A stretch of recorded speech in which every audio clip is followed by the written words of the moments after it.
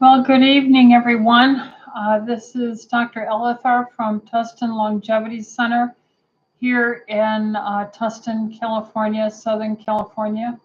We are a functional integrative general practice.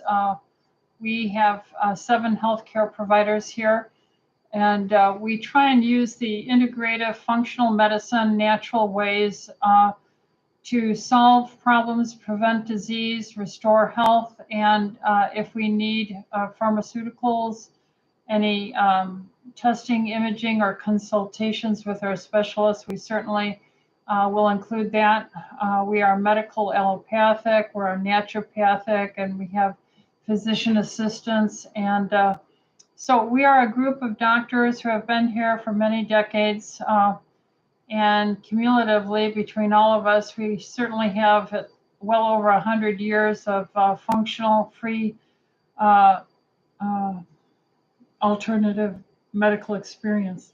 So we are doing these questions, ask the doctor or talk to the doctor once a week, every Tuesday night at 6 o'clock. We are not trying to do the practice of medicine over the YouTube. If you are a patient or if you're having specific questions about yourself, we will not address them. Rather, we'll give you a general response. And if you're a patient, please call the office with your specific question where we can look your chart up and address things more specifically. Our phone number is 714-544-1521. We have about an hour to go over questions. We do these both through the email. I have several questions, and you'll see on the link below how to address sending an email question in, and I don't get these ahead of time. We wait to the last minute to try and get as many as we can populated. Very often people are busy and they'll just email a question in. Another way you can ask questions is to go to the chat room on YouTube if you are subscribed to YouTube. So once again, this is not meant to be medical personal advice.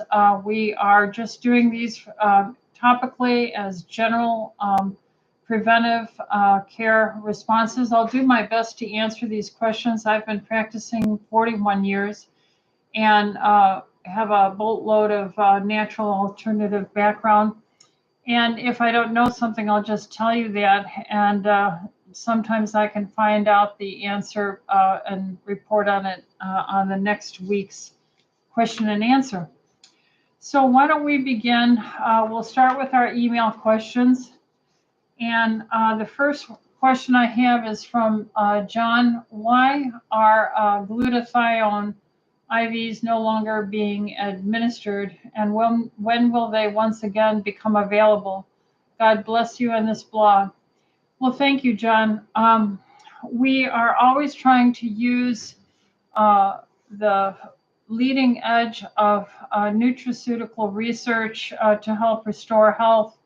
One of the things that glutathione has been used, you might have heard of Dr. Perlmutter. He is a neurologist who put out a series of tests and clinical paper reports on Parkinsonian symptoms that were greatly modified and helped with the powerful antioxidant that is made in the human body and in our diets with glutathione intravenous IVs. And this helped the brainstem part of the Parkinsonian patient to dramatically improve their tremors.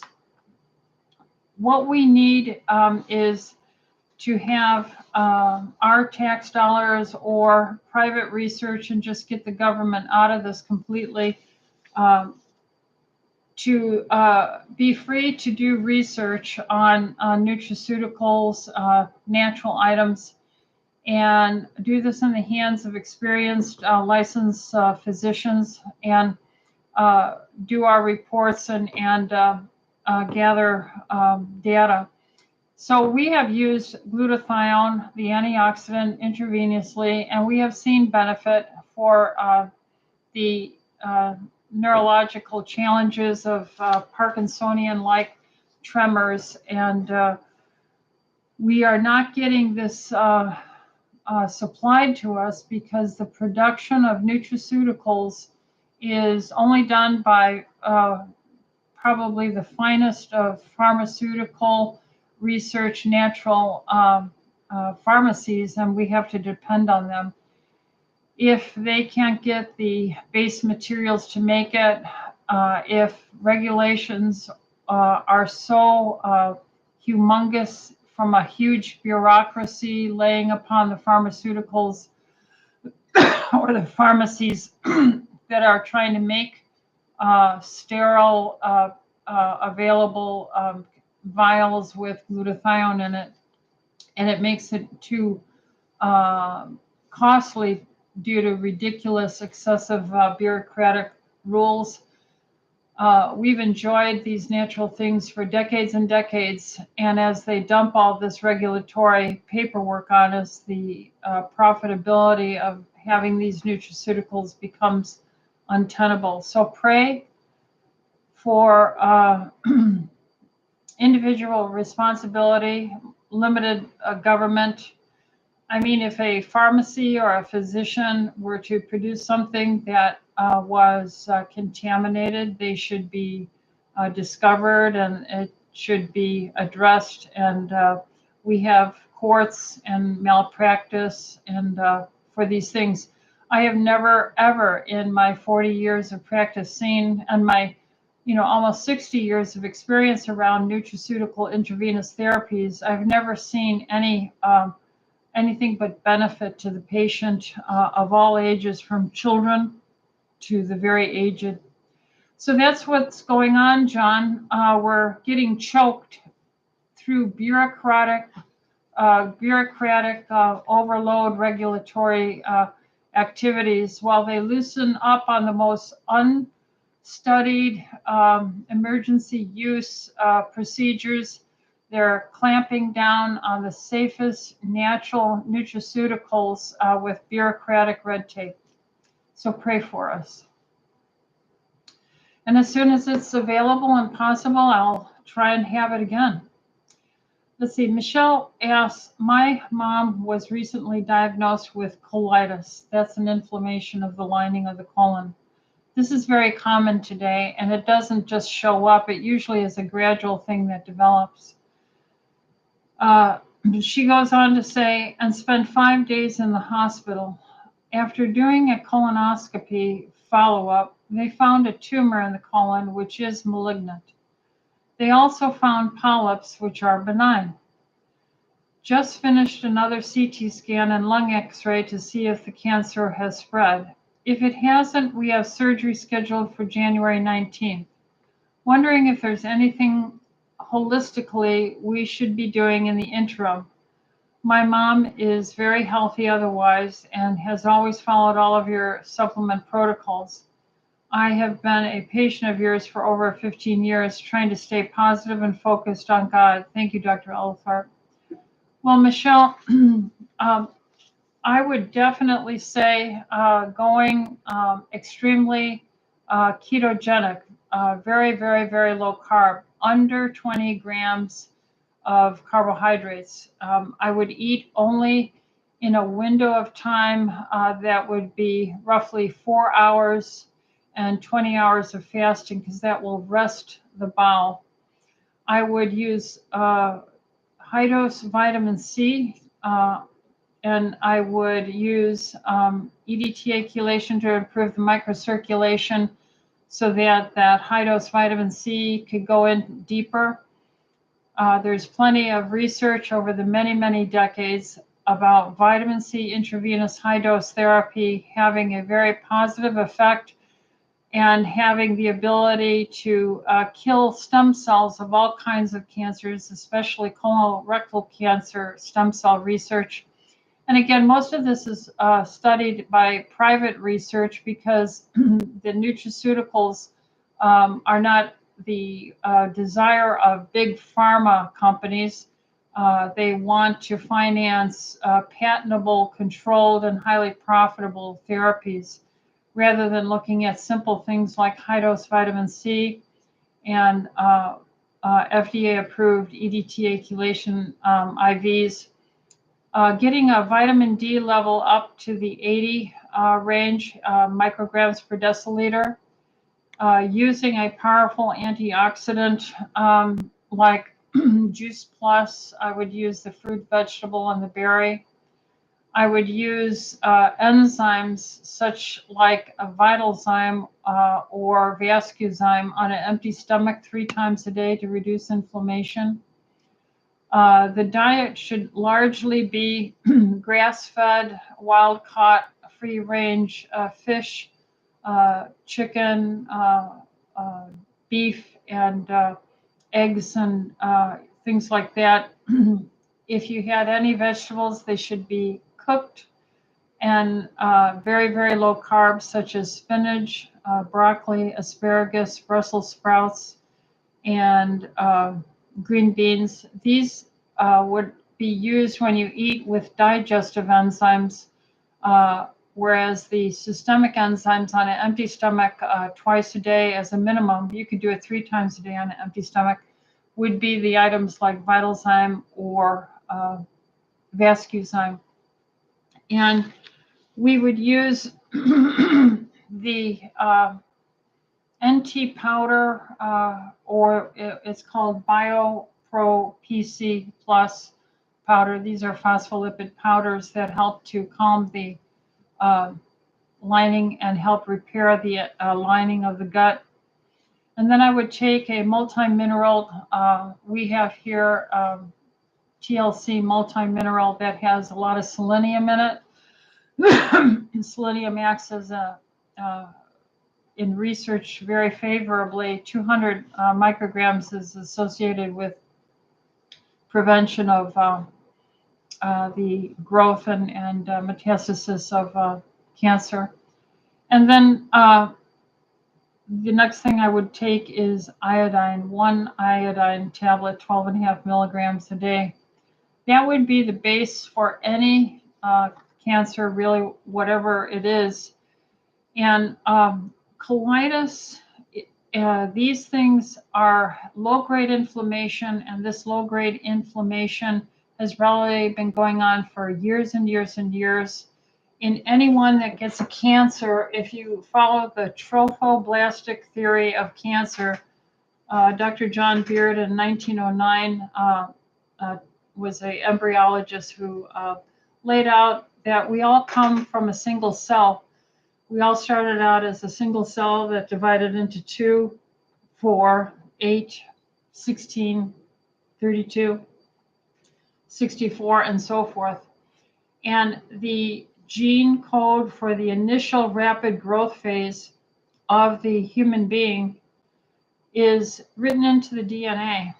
And one of the driving forces of that rapid growth is to obtain nutrients and a blood supply. So very much the original development of a baby from the fertilized egg to the implantation into the uterus is in many, many respects very much similar to a cancer and its growth and invasion. It's interesting that the initial time that rapid growth starts to slow down is at the umbilicus near the belly button.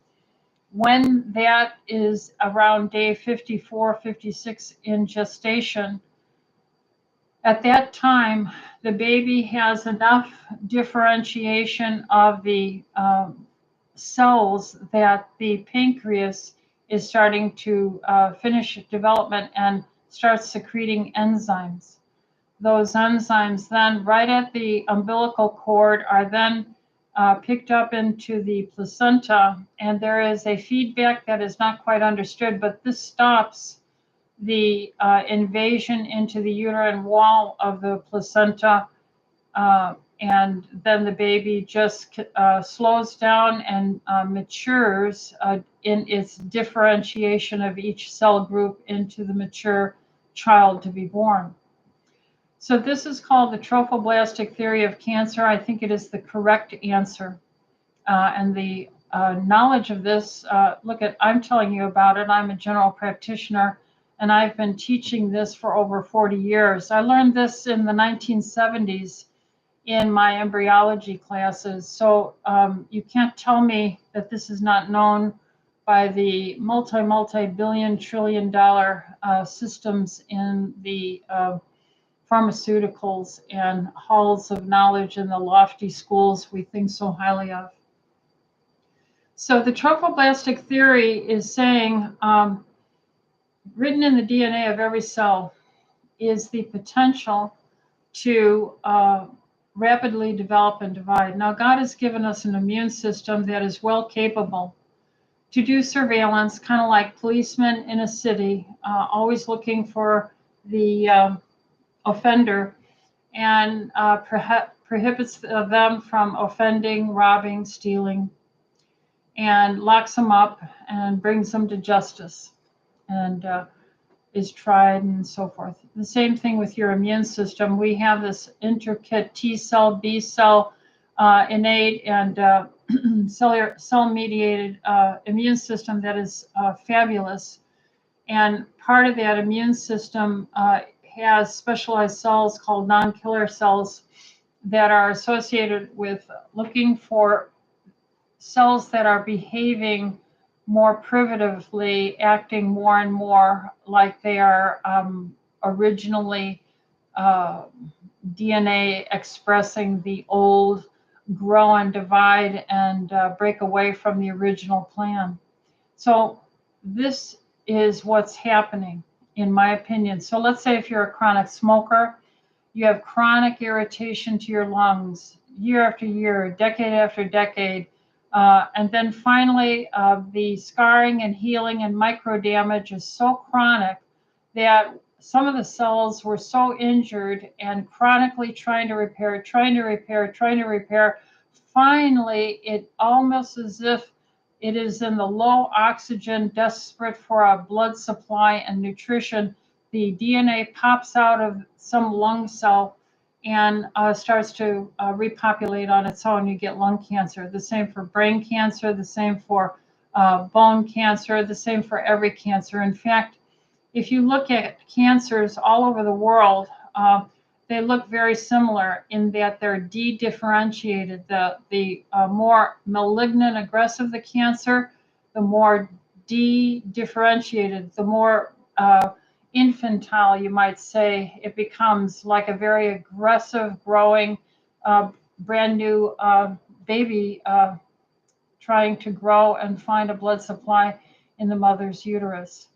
So all chronic injuries and damages can lead to this cell irritation and ultimate DNA, epigenetic, environmental, toxic environment, hypoxia, and revert back to a very primitive state of metabolism, fermentative, facultative, anaerobic metabolism, and off you go then. And if you don't have a good enough immune system to capture it right away, then it will overtake its surrounding area. So you want to take care of your immune system for 100,000 reasons. One of the things that we forget is that chronic food irritants are coming to us in the form of food allergies. Slowly, every day, a little bit, just like the smoker is getting a food, a genetic modified feature or a glyphosated component of a food that's irritating you, not enough to suddenly make you feel ill, but over the years and decades, it creates this problem.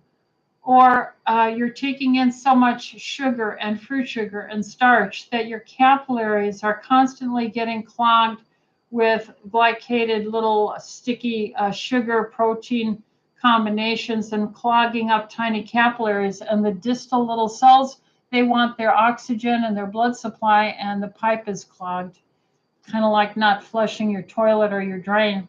So the cells become chronically irritated, and one of them just pops off and says, I'll grow my own blood supply then. So cancers can start anywhere, and we believe this has always been known. The answer has always been available. This is the one I subscribe to.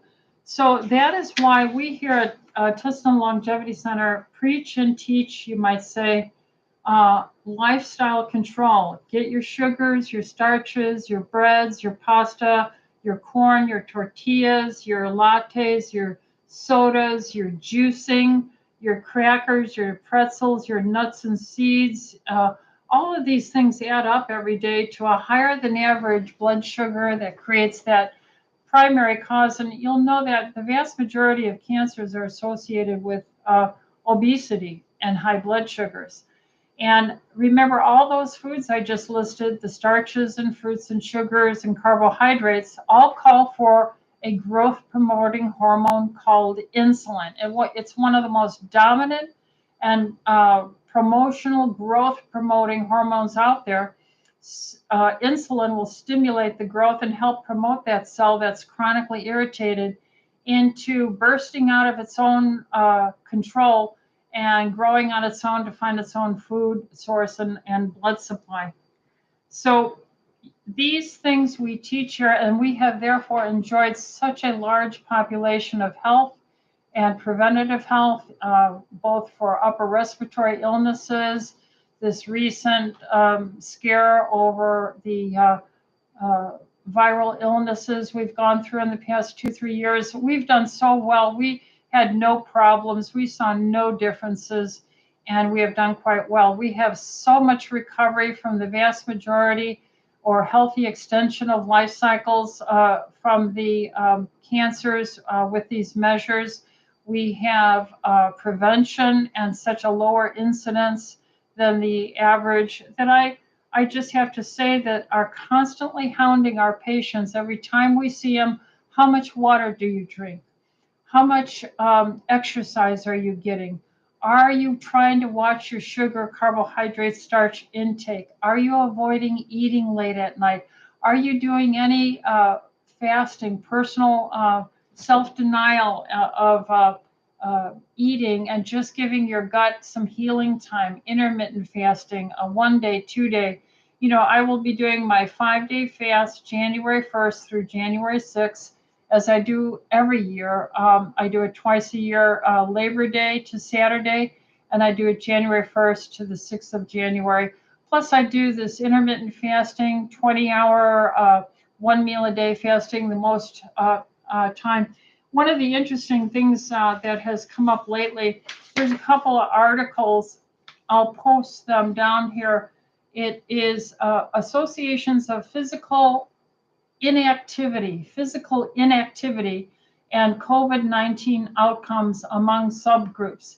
Now, this article is in the American Journal of Preventive Medicine, and it just came out. It was published, I think, in the last week. But that's the title, and the primary investigator is Deborah Young, PhD, and the conclusion of this is very damning to not allow exercise and being outside and getting circulation and building up your muscles and burning down the sugars and getting the exercise in. It's just a tremendous article. Basically, it concludes with there were protective associations of physical activity for adverse COVID-19 outcomes across demographic and clinical characteristics. Public health leaders should add physical activity to pandemic control strategies. I remember that being taught back in the 1980s when I was being trained on active duty for chemical, biological, and radioactive decontamination procedures as a medical corps physician and flight surgeon. Then there was another article that came out. This is from the food chemical toxicology, uh, and it just came out because it's November 28th of this year, 2022, and the title is Modifiable Contributing Factors to COVID-19, a Comprehensive Review. And this came out of Israel, and we're talking about I think something like 12 million people were involved in this research study. The basic point of this is they found about 10 features of lifestyle and behavior activities that were extremely contributory to harming your own chances of fighting off a viral illness. And of course, it goes through the most common ones: lack of exercise, eating too many sugary carbohydrates, starches, and fruit sugars, etc., lack of sleep, a poor circadian rhythm, eating late, and various items like this. So this is a huge cohort of people. We're talking millions and millions of people in here. So just in the last couple of weeks, we're starting to get a large dump of research data reviewing the impact of lifestyle choices and good, healthy outcomes for a long and healthy life, which is another way of saying protecting your immune system. I have a third article here. I'll bring it out next Monday night, but I'll be here on the 26th of December. And that was a long answer, Michelle, to your question about your mother's recent colitis and then finding the malignancy. But I would be very encouraged, work with your oncologist, see if you can find a functional integrative medicine who's familiar with these principles, and aggressively start your mother in these therapies. Now, she can be a walk-in and get started. You can do all the nutraceuticals and diet that I've mentioned, but she can start right away getting the chelation and the vitamin C, high dose, but not as high as we could go if we got other certain labs on her. But you can start her right away, twice a week, getting both a walk-in chelation and a walk-in vitamin C right afterwards. That's very, very beneficial. Because it is so direct, 100% right into the bloodstream, and it's just such a blessing. Okay, Ariel says, what is the best way to recover because people are shedding from the vax? What is the best way to recover because people are shedding from the vax? I'm not sure what symptoms you're talking about. I will just tell you that if you live these healthy lifestyles I've just enumerated in the prior question, and if you drink plenty of water, and you take systemic enzymes, and you take at least quercetin 600 milligrams a day, and you take vitamin D, maybe melatonin as well at nighttime, with a multi-mineral zinc in the realm of at least 6 milligrams, 10 milligrams a day. And then EDTA chelation is associated with removing cations. EDTA is an anion negative, and all these toxic, like the head of the spike, they said pharmacokinetically, as I understand it, is positive. So the chelation grabs onto it and pulls it out, just like chelation pulls onto toxic lead or toxic aluminum or mercury or uranium and pulls it out. So those would be things that I would look into, Ariel. She has a second question and says, I've been getting a lot of dental work lately that requires antibiotics. What's the best way to recover from that? Well, take good care of your teeth preventatively. Sugars are horrible for the teeth.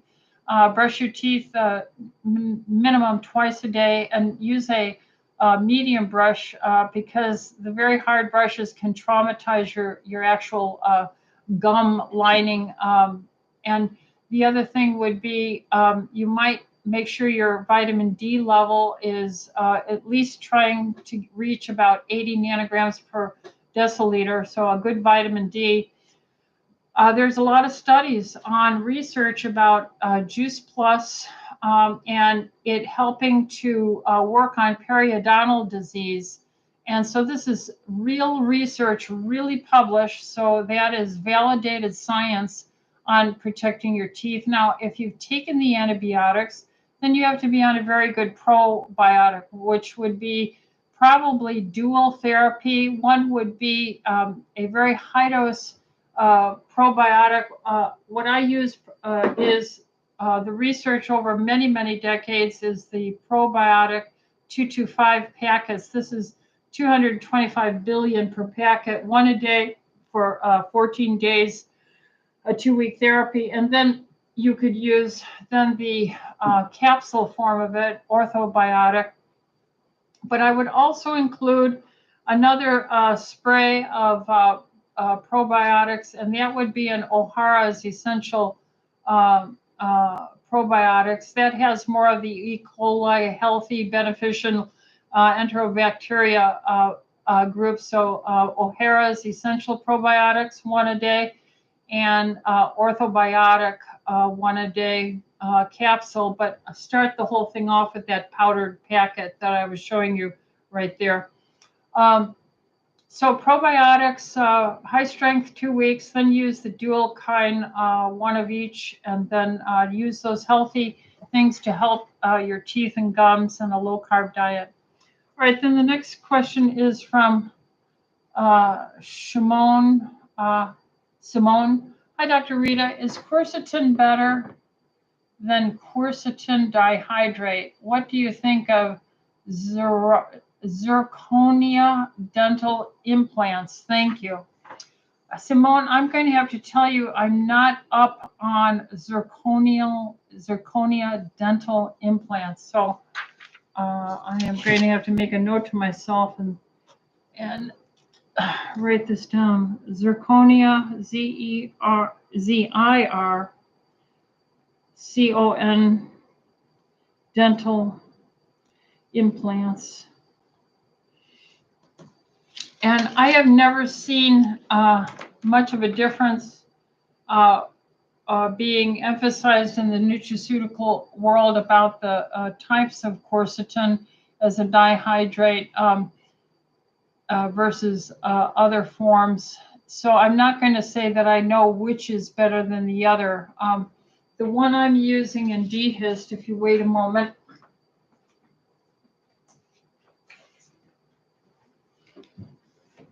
is dihydrate in the DHIST. That is the one that we're using. Let's see, the other one I use is from another company. So it is also dihydrate. I guess the favored one is dihydrate, but I'm not up on the technicals on that question. So I would say DHIST has been clinically researched by us for at least 35 years. And so I'm going to say that if they're choosing the dihydrate, our research confirms that its effect is beneficial. So I'm going to go stick with the dihydrate. All right, Harlow.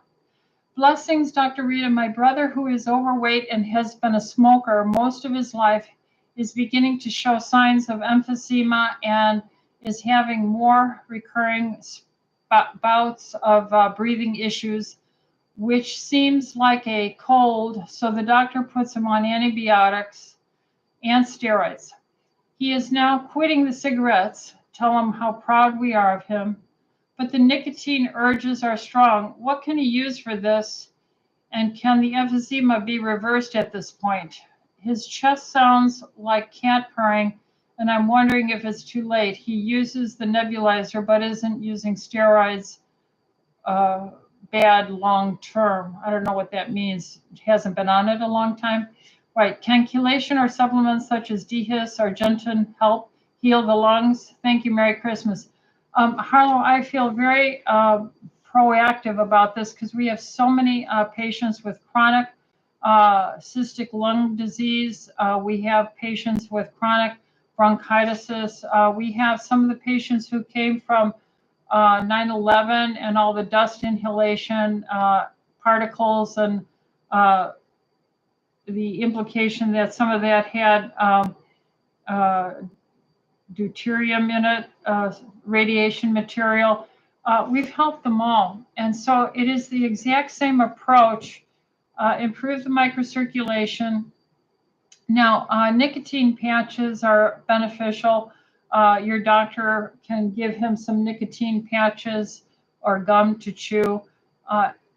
Interestingly enough, with the concern over the last 2 years with this viral illness worldwide, it was always thought that your smokers were going to be the most at risk for death and hospitalization. It turns out the nicotine is associated with a somewhat protective, active component, and we did not see the large numbers of chronic smokers as we would have expected.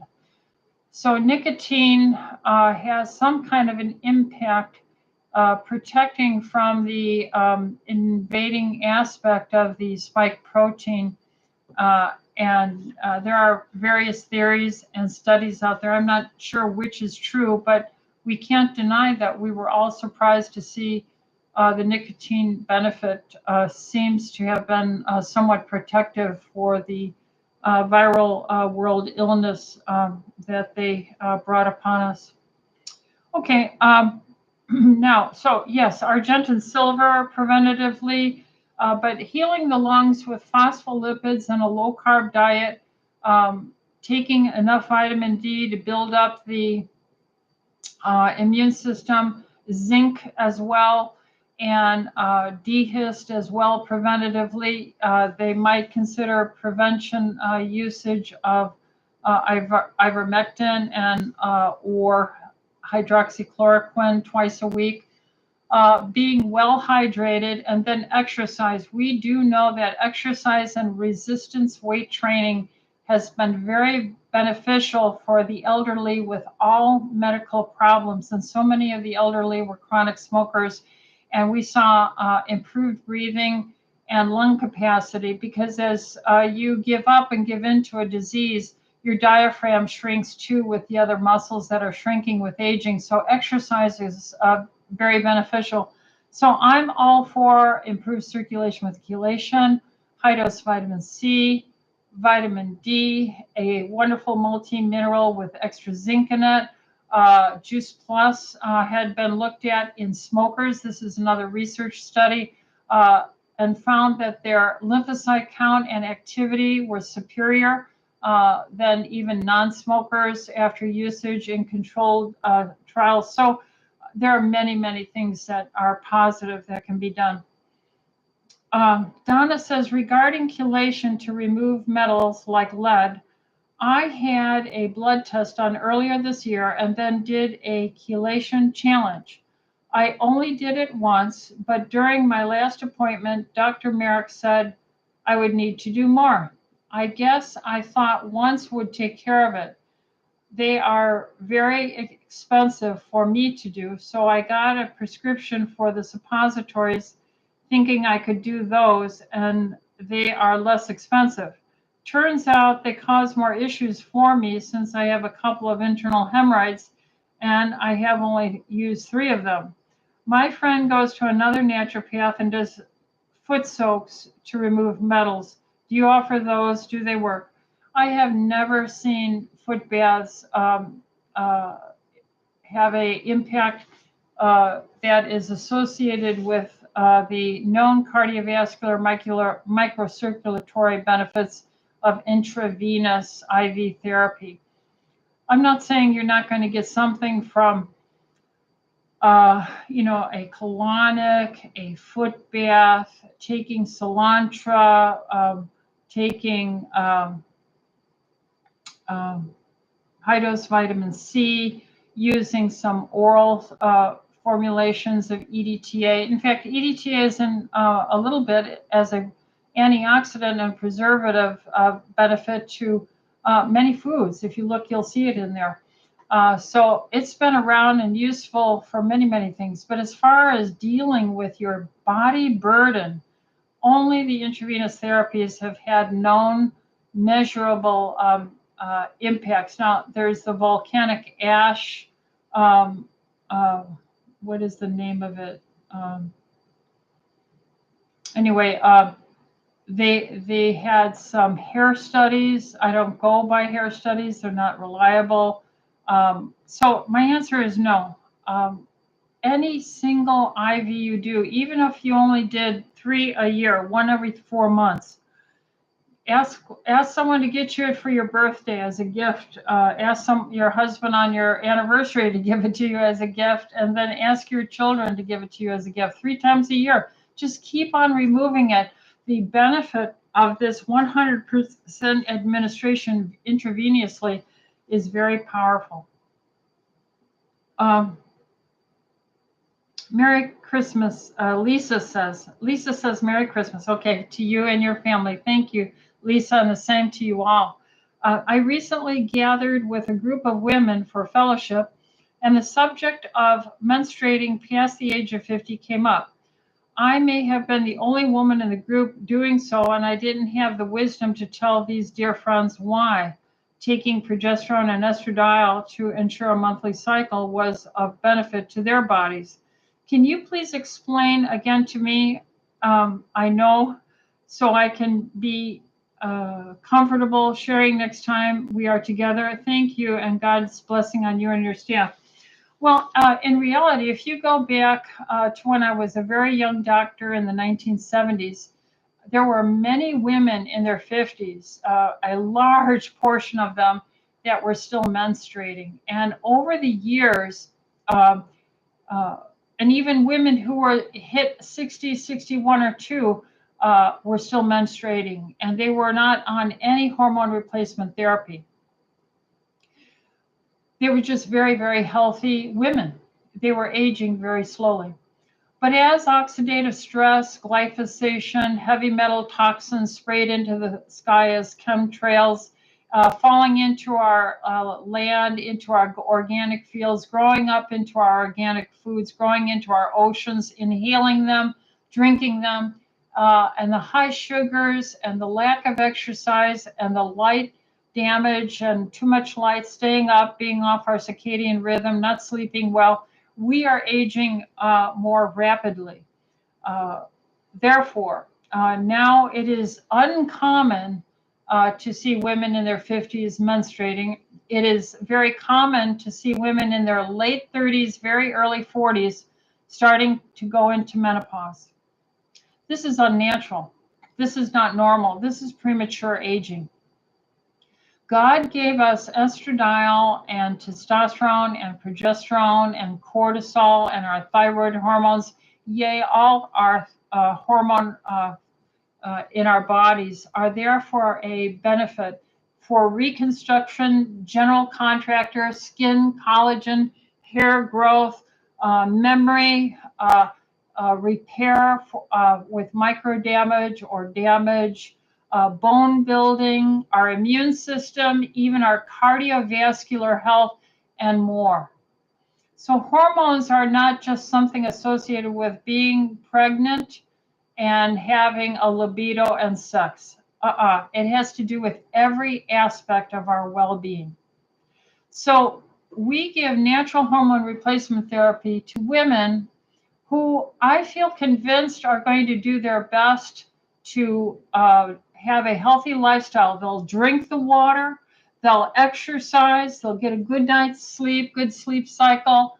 They will lower the sugar, sticky carbs and fruit sugars. They will not eat late. They will take enzymes and use certain nutraceuticals. If these women will not do this and on follow-up testing to check levels that I see them not compliant, I will tell them it does not look that you are living a lifestyle that works in conjunction with anti-aging. And so the hormones alone are not going to be the solution. It is in conjunction with a woman who is trying to incorporate healthy lifestyles. Now, no one's perfect, but I can see the trends. So you are using natural hormones to have healthier everything in your body, from your mental acuity to the depth of the sleep and repair of all the systems in your body at night. And having a cycle is reflective of your body's normal youthful repair cycling system. So that, Lisa, is why you're on that, and that's why I'm on it. Even at about 70 now, I still cycle, and so I am never going to stop, and I will always do it. All right. So that's Lisa now. Dorothy says, what is the best exercise for osteoporosis besides stomping your feet and hands? I do 25 small jumps from a stool. Well, that's like stomping. So sudden deceleration is the key element in triggering, kind of sort of, let's say, shaking up the periosteum on the bone, and a stomp or a jump from a 6 inches and slamming down. That's enough to stimulate your periosteal. It's called a piezometric impulse. That's kind of an electrochemical signature that happens under stress between the strands of the connection of the lining around a bone and the actual bone. And when that's stretched, it creates an electrical impulse. And that stimulates the osteoblasts for building bone. Let's see. I do 25 small jumps from a stool and walk and try to do some jumping jacks. That's great. That should be fine.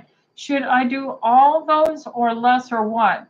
I think if you did, 15, 20 seconds of stomping like you're an angry little child, stomping your feet real hard and hitting your hand on the hard table or railing, and get that shake up your hand, or hit with a rubber hammer.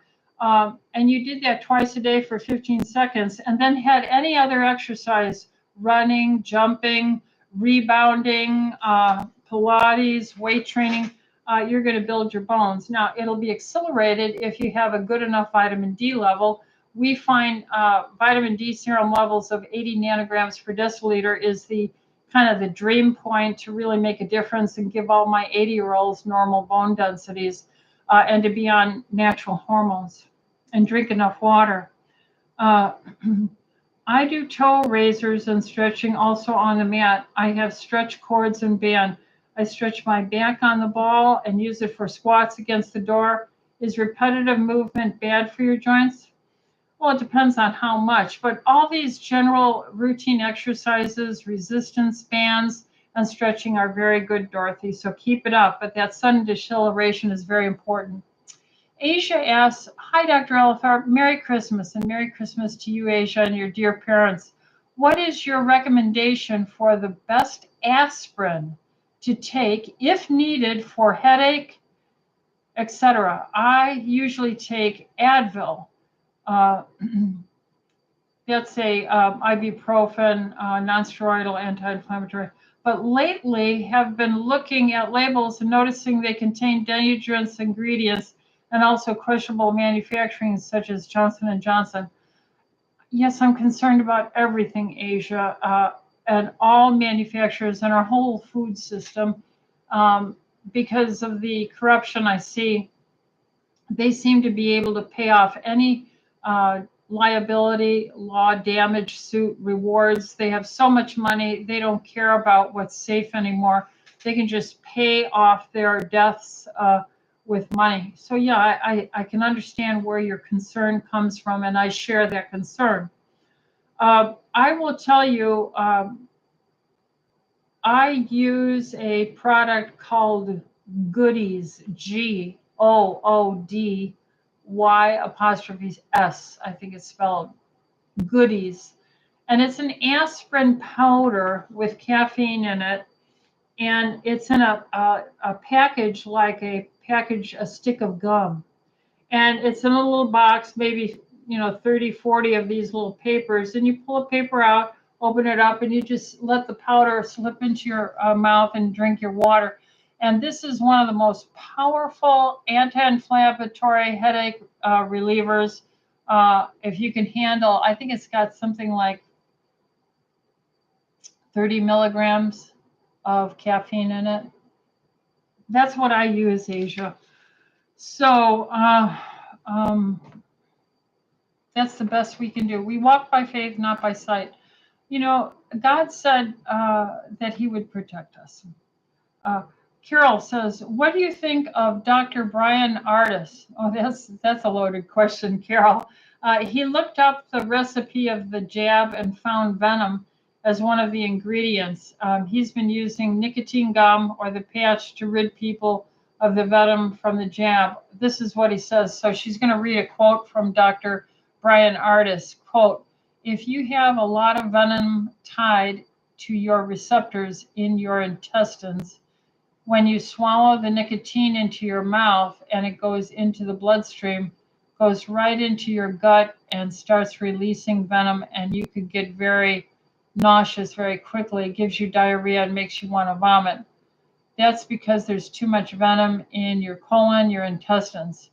What you need to do is skip the colon and wear a nicotine patch. It goes directly into your bloodstream. It will be a slower process of detoxing, but it won't give you those poison side effects of venom. Get a 14 milligram nicotine patch and put it on your arm and wear it every day. If the gum makes you nauseous, then use the patch. The gum releases the venom into your colon quickly. I think he meant to say nicotine. The patch releases the nicotine into your bloodstream. The spike proteins target nicotine receptors. The nicotine receptors are in your intestines, heart, brain, kidneys, testes, ovaries primarily.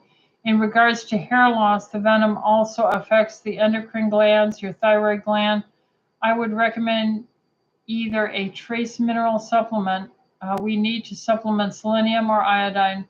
When the thyroid gets stressed or injured, you'll see hair loss. Thank you. All right, so wishing your family a Merry Christmas and healthy, wonderful 2023. Well, that's what do I think of Dr. Bryan Ardis, Ardis.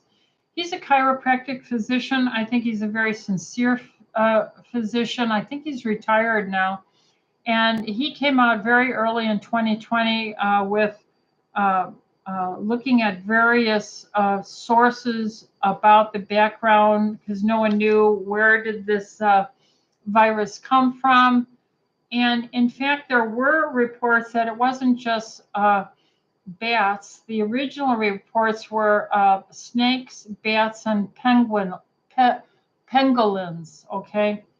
And if researchers looked into the sequencing in the genome, there is some overlap with the genome of, I think, the venom of Chinese Cajon and viper venom in some of the genome. And if you know the history of snake bites, I used to be an ER doctor, and snake bites were treated with anti-snake monoclonal antibody serums. And it was interesting how monoclonal antibodies were used to treat and successfully help quite a few patients early on with this virus. So I think there was legitimate concern. It's also known that nicotinic receptors seem to have a protective effect. Zinc has a protective effect.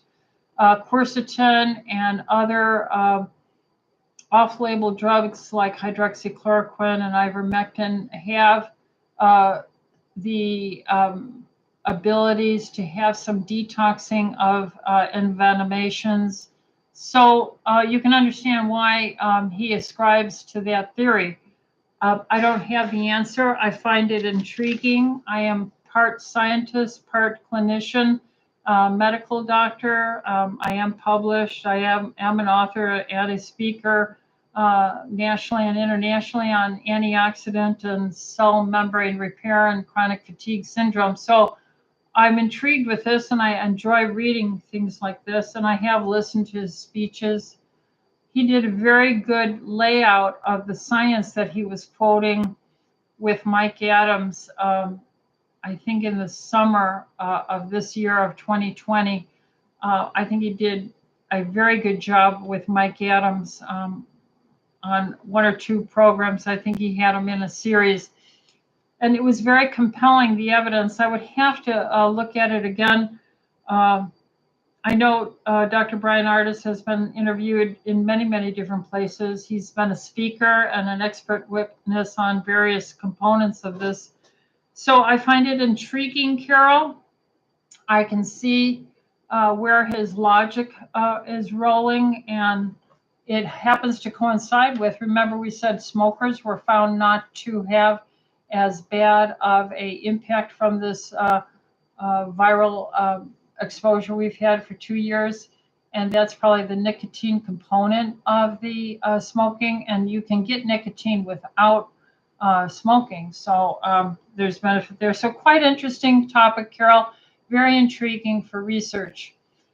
Simone says, hi, Dr. Rita, my daughter, who is 36 years old, who is on birth control, found out she has a leaky heart valve. I was told that birth control pills cause this. Her cardiologist said that birth control pills have nothing to do with this. Is this true? As her mother, I'm concerned about this. What is your opinion about this? Thank you.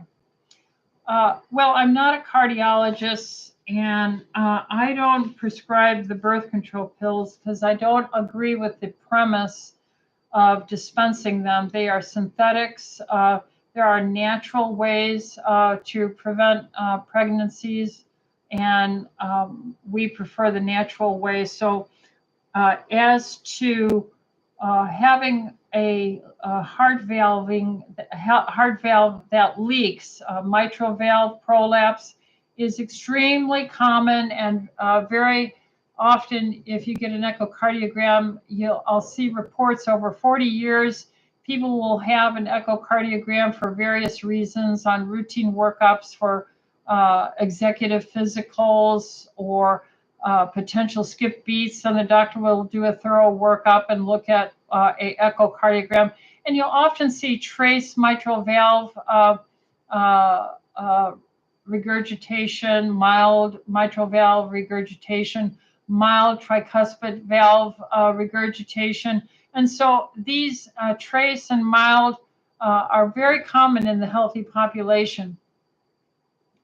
If she had rheumatic heart disease and she had actual valve thickening and vegetations growing on it and plaque, that's more concerning. But I would have to know the background there, because I am not going to say that I'm aware of anything, as much as I don't like birth control prescribed.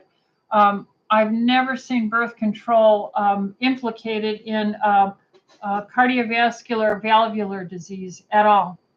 Now, the only possible way that I can imagine it, theorizing it, is if the birth control is used in very young girls, and often it is, and so that their entire maturation and growth into their womanly full bodies is inhibited with these hormone manipulating and depressing synthetic birth control pill prescriptions, then maybe the actual full normal development of the womanly body, that's including the heart and the beautiful valvular behaviors, opening and closing, could be mismatched. Now, that is something, I'm just speaking as a scientist, researcher, as well as a clinician doctor. And so I don't have your answer, Simone. But there are many other safe ways to do this. She should have her testosterone measured. All healthy hearts are made of muscle, and so you have to check that out. And she can use natural hormones for birth control, lifestyle for birth control, various things. And it would be beneficial if she could see a functional doctor, integrative doctor, who could look at her unique situation and guide her correctly. Let's see. We are really going over today. Had so many questions, complex. Let's see if we can do some of these questions here on the YouTube. Hello, Dr. Rita. I will be getting annual lab check next week. What hormone lab test should I request for? I'm 70-year-old with a blood type B. Well, I think I'm not speaking for you as a patient here. I don't know recognize your name, but I think you should get all women should have the estradiol, progesterone, testosterone, cortisol, DHEA, your thyroid free T3, your thyroid stimulating hormone, your insulin fasting hormone. And those are the ones that I think should be a part of course, with a comprehensive chemistry and a blood count and a sedimentation rate and highly sensitive C-reactive protein and homocysteine, vitamin D, B12. These would be the things that direction that I would go in a complete blood count. All right. MM says 20-hour fast started 5 weeks ago. And a year ago, my blood work was normal. Now liver and other enzymes are high. I fasted before the blood work. I'm 61-year-old type A blood. So she seems to be concerned about some elevated liver enzymes.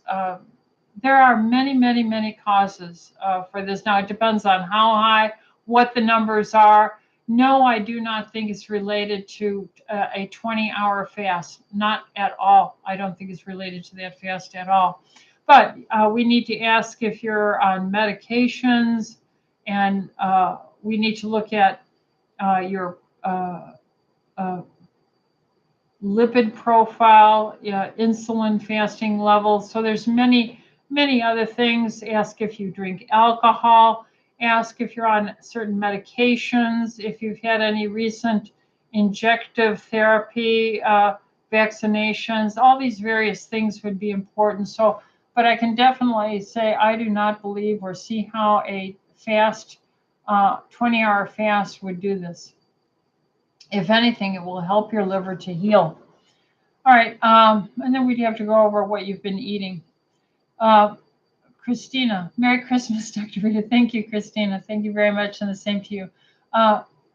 MM said 20-hour fast. Here again, more information. My life insurance company took the first normal lab test. Cholesterol was up, liver enzymes were up.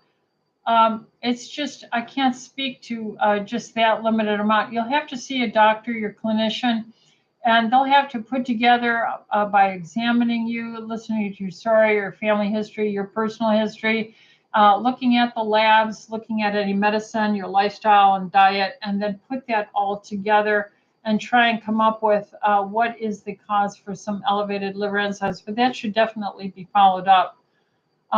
Optimistically cynical. What a cute name. I took my kid to the park, and when we got home, we found his goldfish dead, which is a tough situation for any parent. How do you explain what? To a 4-year-old? I think that this is not a good question. I think this is actually a naughty colored kind of question. I think it's naughty. Okay.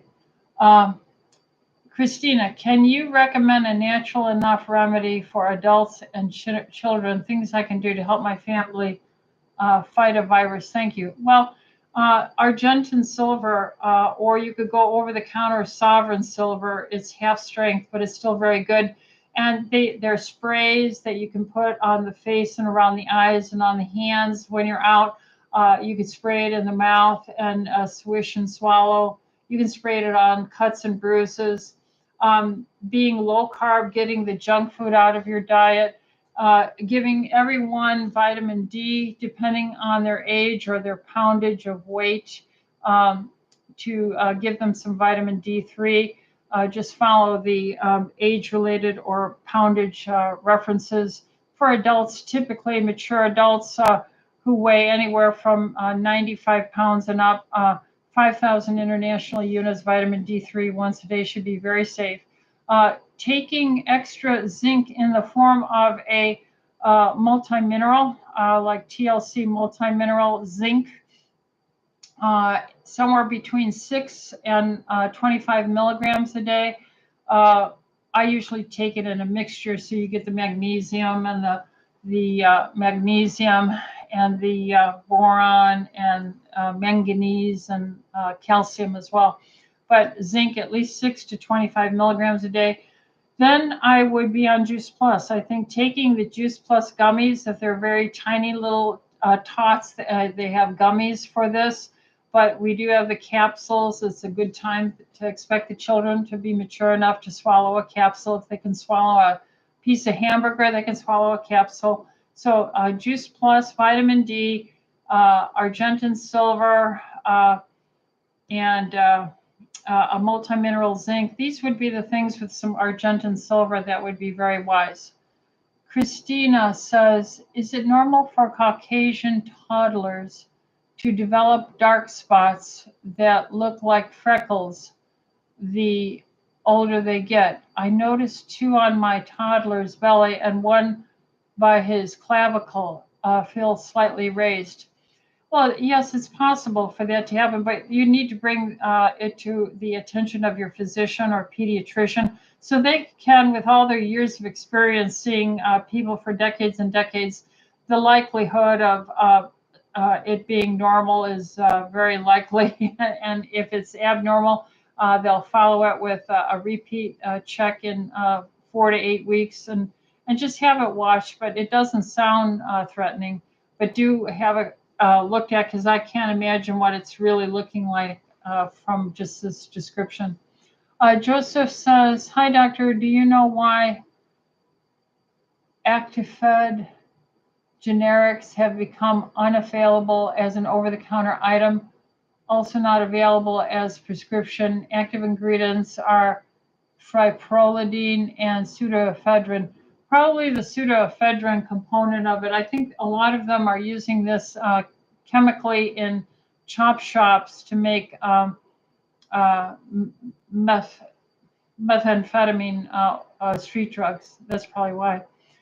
Cynthia Houghton Eagle says, hello, Dr. Eliphaz. Thank you for taking our questions. Well, thank you very much, Cynthia, for your prayers and your appreciativeness. But I appreciate also the interesting questions you have. I don't appreciate these trolls that bring in nasty things. Dolores, hi, Dr. Rita. I broke my femur visiting my family in Tennessee. Oh, I'm sorry. I was taking blood thinner. Now I am told to take 1 aspirin a day and noticed it has aluminum. What are your thoughts about aspirin? God bless. Well, it's everything, it seems, has a price to pay, doesn't it? Fortunately, you can come back here and you can get EDTA chelation therapy, and we can rapidly reduce the aluminum risk. But I wouldn't look to try and use aluminum products and deodorants and what else is aluminum in? Drinking out of aluminum cans and so forth. But I think what's in the aspirin, at least for now, because I don't know the situation and I don't recall your background, Dolores. So if you're my patient, forgive me. But having preventative care for blood clotting and so forth is important. But we can certainly manage the aluminum with detoxing EDTA chelation. And then Dolores goes on to say, Merry Christmas and a joyous and peaceful New Year to you and your family, and the same to you and to everyone here. Carol Travis says, what do you think of rebounding? I love rebounding. I think it is probably one of the #1 exercises that can be done pretty much for all people. It is a lymphatic, circulatory, balance, brain enhancing, joint enhancing. it has so many benefits, and it was developed in the 1950s, 60s for NASA for exercise because of the bone density concerns about space travel and being weightless and such. So yeah, I think rebounders doing a few minutes once or twice a day is tremendously beneficial. Cynthia says, you mentioned nuts and seeds as irritants. In the regard to the cancer question this evening, would you please explain more about that? Thank you. Blessing to your family. Thank you.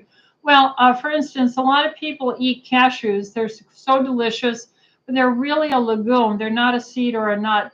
And they're high carb and they're damaging. So I would encourage you to, if you're going to eat nuts, I would use just the walnuts. I would use pecans. I would use sunflower seeds. I would use macadamia nuts. I would use pumpkin seeds. These are the kind that I would recommend. And then Raquel says, hi, Dr. Ellithorpe. I recently began eating red meat, grass-fed only, after nearly 40 years. Any changes I need to make with my supplements other than Digeszyme? No, I wouldn't recommend any, Raquel, and good for you. It's one of the most dense, nutritious nutrients that you can find. All right, so it's well over 7. We've gone beyond, and apparently the trolls are starting to show up. I'll have to ask my son to get rid of these pests, and God have mercy on them, and may they see the light of the gospel truth and stop this foolishness. So we wish you a Merry Christmas. God bless, and take care and be safe. Good night.